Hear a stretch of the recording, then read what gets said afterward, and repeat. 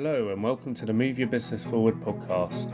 These talks are hosted by Rob Bowl, founder of Evoke Management and CEO of International Leaders UK. We'll be talking with experts from both these companies about issues that affect SME companies today. Welcome to this episode of the Move Your Business Forward podcast. I'm joined here today by David Sheppard. David Sheppard is one of our industry experts with me at International Leaders, and he is a wealth manager from Morrison Wealth. David, great to have you join me today for this. Looking forward to having a bit of a chat about everything wealth related. So thank you for joining me. Great to be here, Rob. Good. So good timing for having this actually, because I've just spent some time with a business owner over the last few days who is just embarking on a 30-day holiday and then going back into the business. And we were talking a little bit about business plans, etc. And I said it's amazing that you can have this 30-day holiday, dipping into a few emails on the way, but essentially able to step out of the business. And we were starting to talk about wealth and what it means to them, what it means to me, and I think other people I come across. And I think when I think about wealth, for me, it's the reason for trying to generate wealth is it gives you that stability. So financial stability, I think, is hugely important. But secondly, it gives you choice. And options to do things. And not only for me, but also for everyone I've got around me, from my partner, from my kids, all of that kind of stuff. So for me, that's it. It's choice and stability. What's your take on wealth at that kind of highest level? Yeah, I think everyone's got their own why, effectively. So why do I need money? Often people go to the term of, look, I want more money because I want things. But when you actually get down to it, it's more of, well, actually, I want more money because I'm working really hard and I spend no time with my kids. So I want to create better memories with them. Yeah. And I very much look at my life, how my career's progressed. So I started working in investment banking for Bank of America, and that was very much head down, focus, do the hours. Eventually, the carrot will deliver financially. And it took a while for me to realize, I suppose, as I got married, had a child myself, to get to the position of thinking, actually, looking at what do I want for myself. You talk about it with other people, and very much my why is, well, I want to have great holidays with my family. I want to be able to do the things on the weekend. I want to be able to go to the sports clubs, take my son to these. So that's very much it. And that ultimately is only going to be delivered from being able to bring a certain amount of money to the table. Yeah. And not just now. I think there's this focus on money now, but also money for the future, and having a buffer as well for those occasions where a shock happens, or you need that additional bit of resource, or it just takes away the need for thinking, have I got enough money for choices or for things that are coming up? And we've seen so many people suffering through the squeeze, the cost of living squeeze, which clearly there's people at the bottom end of the income spectrum that have been really smashed with that, but also there's people who generally are used to spending money on disposable money on things that they like doing, whether that's holidays, going out, school fees, whatever it is. We everyone in that position has had a big squeeze as well, and I think it's almost a bit of a wake-up call to go, geez, this could happen again. And if at the moment, if you're still working, you've got the ability to potentially earn a bit more money, or go, actually, I've got a few more years to build up that income again. If you are no longer working, or you've got less years left of when you want to work, that's a different scenario, isn't it?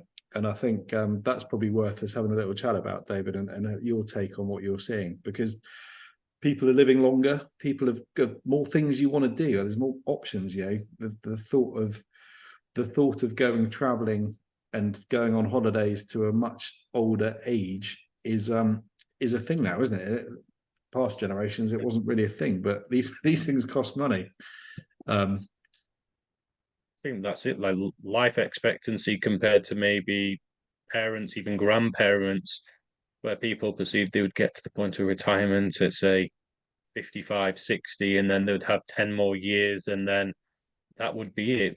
most people these days are living into their 80s. So the reality is, when you're working, you're starting to get closer and closer to a point where actually retirement's going to be a lot longer than the amount of time you actually have left, maybe be that employed or be as a business owner. So it started to try and look forward and go, well, actually, what do I enjoy?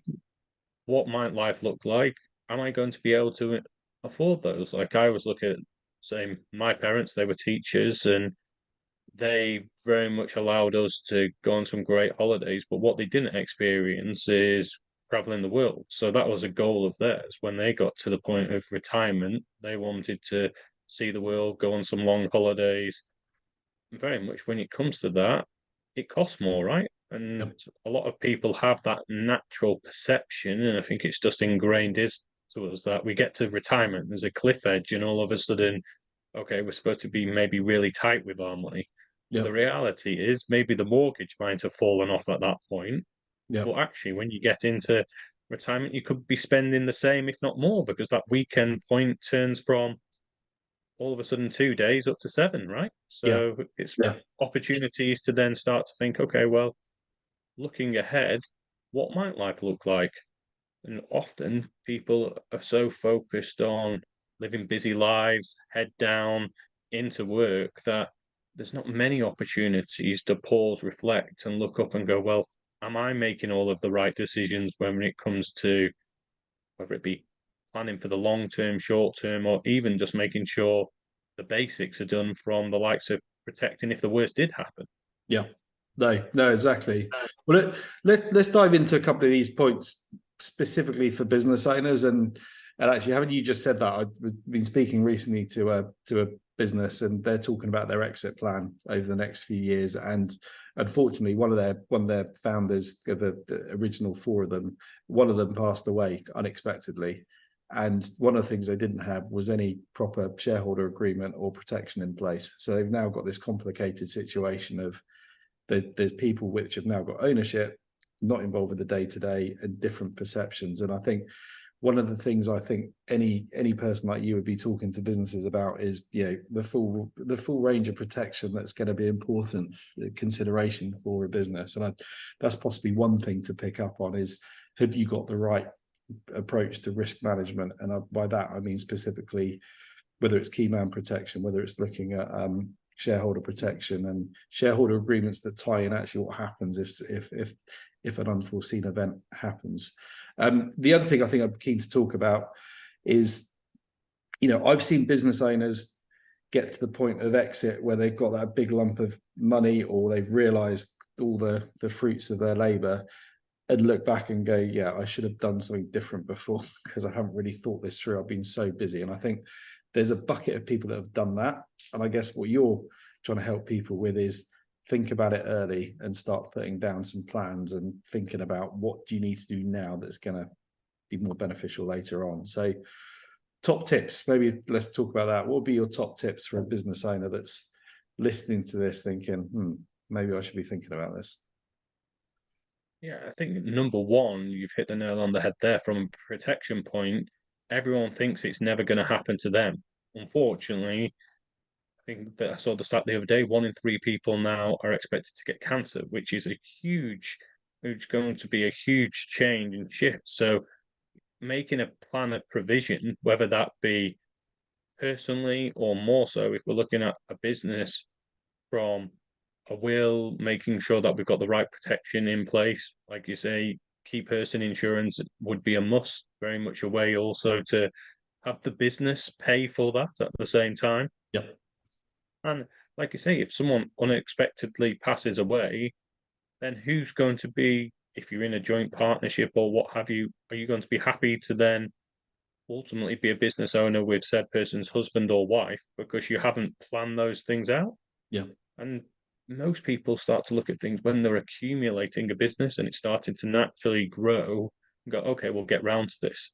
But it's definitely, and my job very much is one of those of sitting on someone's shoulder and saying, come on, I know we've talked about this, we need to really get this done. And very much it's that persistence of, okay, let's sit down, go through, let's try and find out the why, what, and then how we can start to look at these things in a little bit more detail. Yep. And I guess one of that aspects is risk management. Is going, okay, if something unexpected happens, let's put something in place so we're protected. We don't have to worry about that. And in some cases, it's, if it was you as the business owner that happens to not be around, the knock-on impact on your family, it's protecting them as well to make sure there's not that complication that happens. The other bit of risk management in wealth creation is, I think, not putting all your eggs in one basket, right? And if you've got a business and that's your key source of asset, as well as house and maybe second houses, whatever it is, getting money out of that business and possibly putting it into other things. So if someone's not done that yet or not thought about it, what would be your kind of tips around approaching that?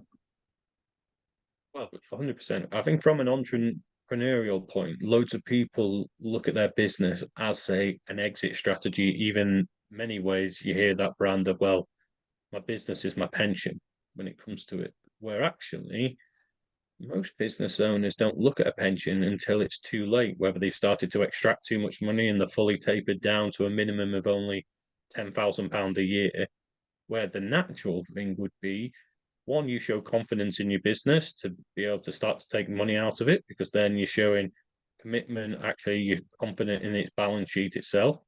Great thing, taking money out and doing so, it diversifies yourself because you've got an extra asset under yourself.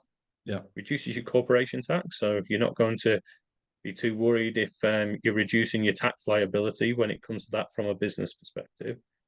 And then even as a complete big backup plan, from a pension point of view, if you built this asset up and the worst were to happen, well, a pension isn't going to be liable for inheritance tax. So a great way then to be able to pass future monies on to the likes of the kids. I think another side piece is, as a business owner, we're always constantly looking and saying, well, I don't want to pay tax. So what I'm going to do is I'm going to take the minimum amount, maybe in salary, dividends, and try and see if I can expense everything in the best possible way. Where actually, what it makes sense is to do is sometimes pay more tax, because then you've ultimately got more money out of the business if the worst were to happen. I think a prominent piece for me was seeing a lot of people struggling COVID, and ultimately some businesses even failing, and then people started to go, why? And again, dinner to do this other stuff. And it's because people get either overconfident, again, head down, and then lose maybe a sense of what other things they could have available to themselves. And paying more tax, ultimately, from a personal point of view, there's loads of other opportunities that you open the doors to create other diversification, whether it's from simple things, from like a ISA, all the way to the more complicated structures, like a venture capitalist trust. So lots of other opportunities out there. And I think the point around tax is a funny one, isn't it? People generally want to reduce their tax liability, but ultimately, you only pay tax when you're earning money, and we're going to have to pay tax at some point. So there's a strategy to it to make sure you're doing it in the most appropriate way. And I think there's some key measures that encourage people to put money into pensions, put money aside for the future. And if you're not tapping into all of those, then it doesn't make sense. Your point actually as well around the last thing you potentially think about is, right, put a bit of money into a pension, that excess. And I often see companies that I talk to where they need some help because they've got to that point where they're not necessarily making enough money to do all the things they want to. And one of the analogies I often use is that if you have to pay something every month, and normally it's wages, right? If you have to pay your wages, you'll do whatever you can to make it happen. You'll make it happen somehow. Sometimes it might be a bit more uncomfortable than other months, but generally your focus is I've got to get everyone paid. And what business owners often do is leave themselves out of that. They're not that priority. And it would, in most cases, not have on the agenda contribution to pension and other things. And I think if you get in the mindset of, as a minimum every single month, I want to pay my staff, I want to pay me, and I want to pay all those other things, including pension.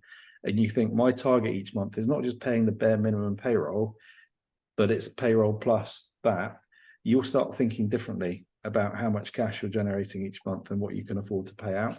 And I think getting people into that mindset of, especially when things are tight, plenty of companies are doing well and they've got excess profit, and that's when you put it aside. Fine. But for the companies that are living by that, got into that trap of, well, as long as I cover the wages and we'll survive another month, and it will all come right. You change your mindset. Wages, my own wages, contribution to whatever it is I want to do, pension, etc. You'll be thinking differently about what you've got to get to every single month. That's one thing I think about. Does that sound about right for what you see? Yeah, and I think that big piece, which is very much that psychology of money, like probably in the back of most people's minds, they have it where we go to that, like example, say a pension.